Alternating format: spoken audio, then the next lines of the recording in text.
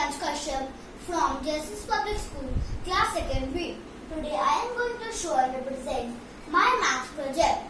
It is about annual rainfall in Meghalaya. Meghalaya is a hilly state in northeastern India.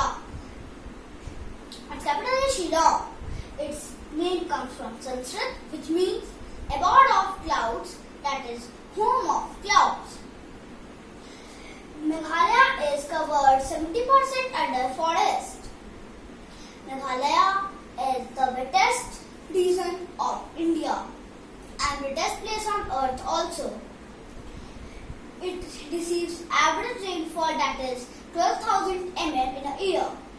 Here I have made a very beautiful bar graph using eco-friendly waste material.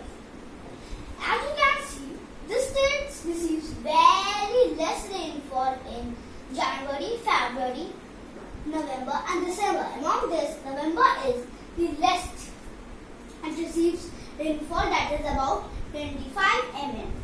And this state receives very heavy rainfall in summer, that is June, July and August. As you can see, July receives very heavy rainfall around 1200 mm. I hope this paragraph helped you to understand the rainfall data of Meghalaya. So thank you.